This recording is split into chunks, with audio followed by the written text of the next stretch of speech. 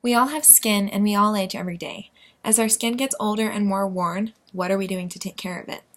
Inflammation is a major symptom of skin damage, one that becomes a cause in itself as inflammation prevents skin from healing and only worsens the damage done. I will show us how to prevent inflammation today. I run my own business in the skincare industry, and inflammation is continually one of the worst offenders, but also the easiest to correct. My job is to help people pinpoint sources of inflammation and fix them, ultimately achieving better, more glowing skin. I myself used to suffer from intensely splotchy redness all over my face, and it wasn't until I followed a consistent and healthy sleep schedule, ate a more whole diet, and applied a good product that I was able to restore the natural glow and evenness of my skin. In order to avoid inflammation and take better care of the skin, one can cultivate 3 easy habits: sleep, eat, apply. That's also SEA or C. I remember it by thinking about the C as a relaxing force. Relaxation amplifies the effects of all 3 of these habits, and relaxation is the opposite of inflammation. So, remember the word C, remember the process. First, we consistently follow a healthy sleep schedule. Take steps throughout your day to ensure you'll be able to sleep at a reasonable hour, one that you've determined will allow you to sleep for a healthy amount of time. With sleep comes a natural mental release, but an added benefit of intending to get a healthy amount of sleep is the removal of stress. Stress about a deadline, not being healthy, etc. The National Sleep Foundation has determined that the right amount of sleep that a college-aged adult needs is 7 to 9 hours. I personally sleep about 9 hours every day because I plan a school schedule that starts late in the day and allows me to get healthy sleep. Conversely, a pattern of sleep that does not meet these standards can be detrimental to the health of an individual's skin. Inflammation occurs when the skin cells aren't given time to rejuvenate overnight, and the weakened cells are then damaged throughout the day, and the cycle repeats.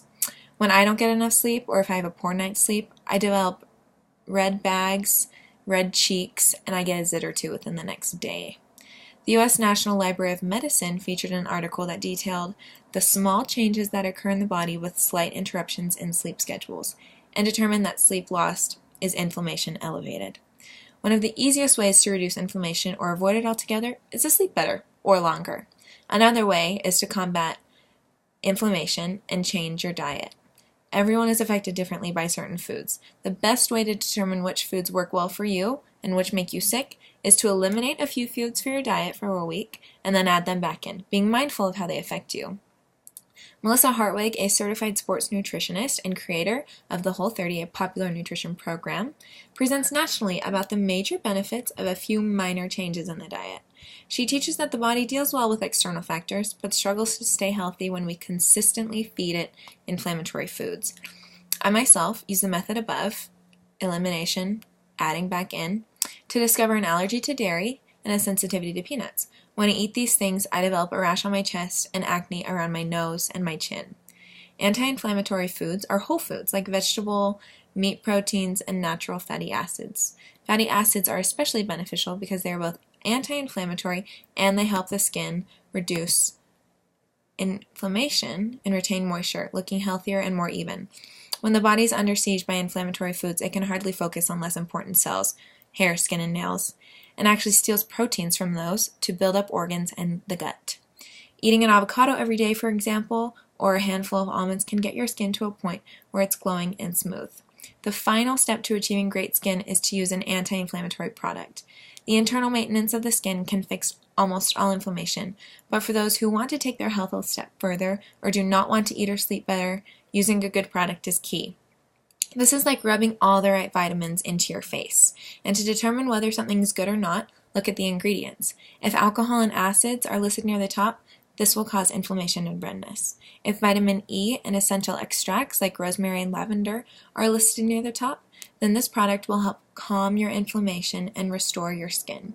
The 3 most important products to have are a mild cleanser, a nutritive moisturizer, and a light-free, oil-free sunscreen. These 3 ingredients perform basic complementary functions. A good cleanser will remove the bacteria that accumulates daily and nightly to make way for the application of the moisturizer. In order to absorb nutrients, the face must be clean. The moisturizer will act as a light mask on the face that both protects and nourishes the skin, and sunscreen will help to protect skin cells from damage. Again, I have outlined 3 different easy and complementary methods of achieving great skin. As college students, we have both the acute opportunity to focus on ourselves and the temptation to prioritize grades and friends over personal health. However, inflammation and thus lasting skin damage can be easily managed with the application of a few easy principles. The process of reducing inflammation is self-motivated and requires a personal level of commitment that can only come with a marked value for personal health.